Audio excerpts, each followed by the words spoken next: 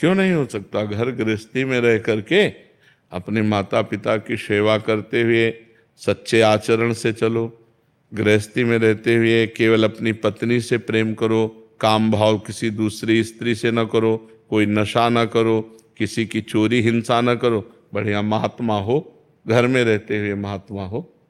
महात्मा का मतलब केवल लाल पीला कपड़ा पहन लेना ही थोड़ी होता है, आचरण होते हैं।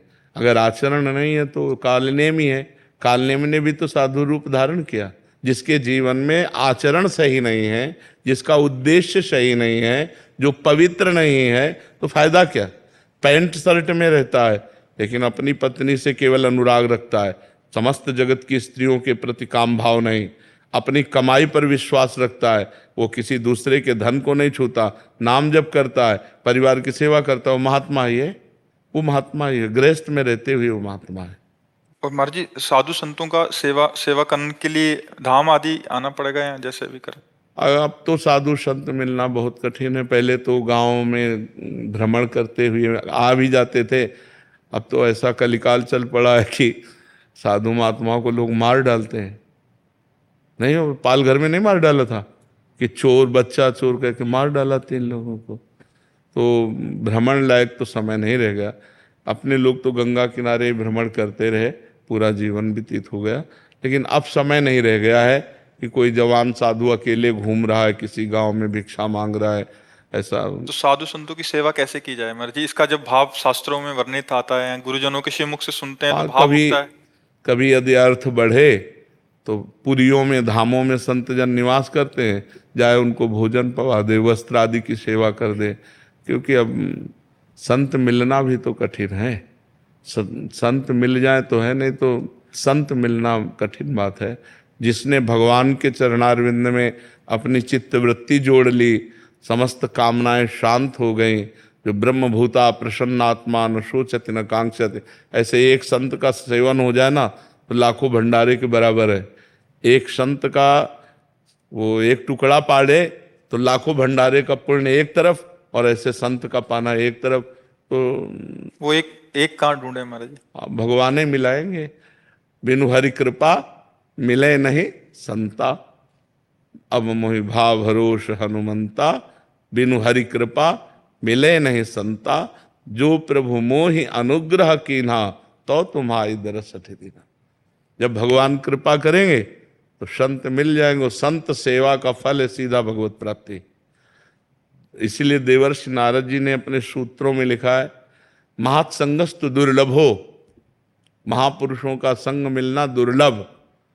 फिर लिखा अगम्यो, उनका निर्वाह कर पाना कठिन। अगर निर्वाह कर ले गए अमोघस्य, निश्चित भगवत प्राप्ति हो जाएगी। संत मिलन का मतलब होता है जन्म आखिरी हमारा, क्योंकि अब संत मिल गए, अब उनका दर्शन, उनका संभाषण, उनके उपदेश वो हमारे मायामल का नाश करके भगवान की प्राप्ति करा दे। जी, आपने कहा कि उनका निर्वाह कर पाना कठिन महाराज जी, इसका निर्वाह कर पाना मतलब उनकी आज्ञा पे चल पाना कठिन है।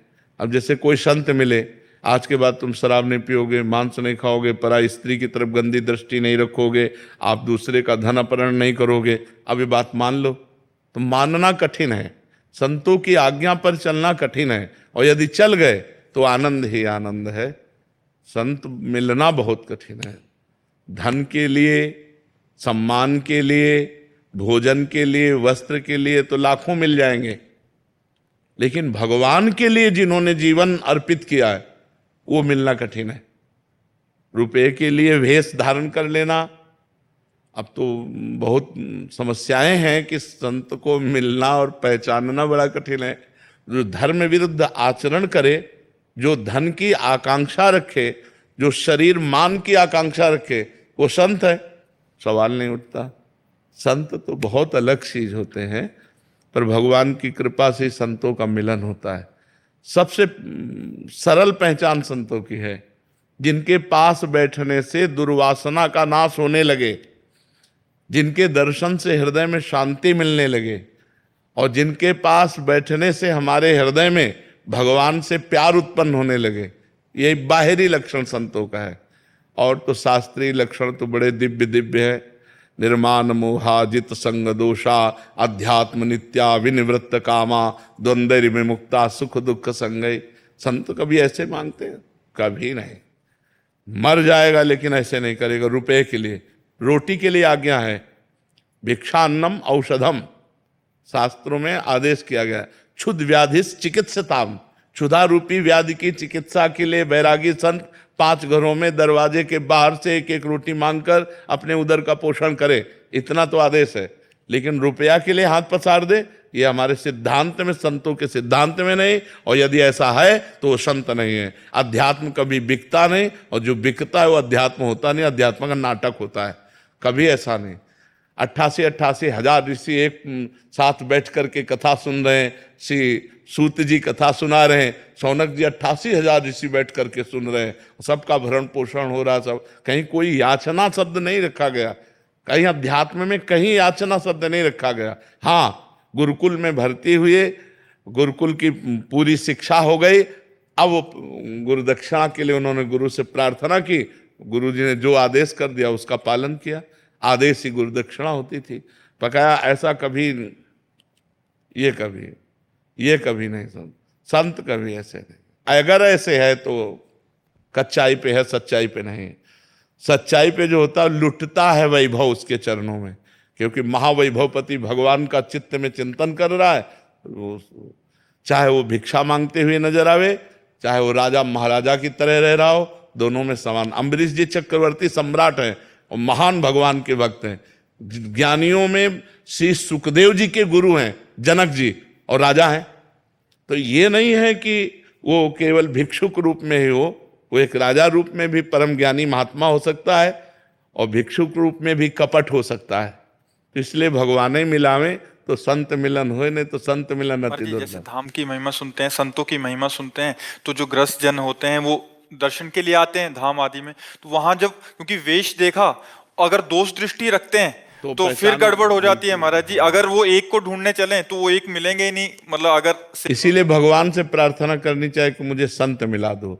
जब द्रवहि दीन दयालु राघो तो साधु संगति पाए। भगवान जब कृपा करते हैं तो संतों से मिलन हो। भगवान से वो तो जानते हैं ना कौन उनका निजी जन है, तो भगवान से प्रार्थना करनी चाहिए कि हे भगवान, यदि संतों के ही मिलन से कल्याण होता है तो आप हमें संतों का संग करा दीजिए, जिनके संग से हमारा कल्याण हो, हमारे अज्ञान का नाश हो, जिनकी सेवा से हमें भगवत प्राप्ति हो, ऐसे संतों का दर्शन करा।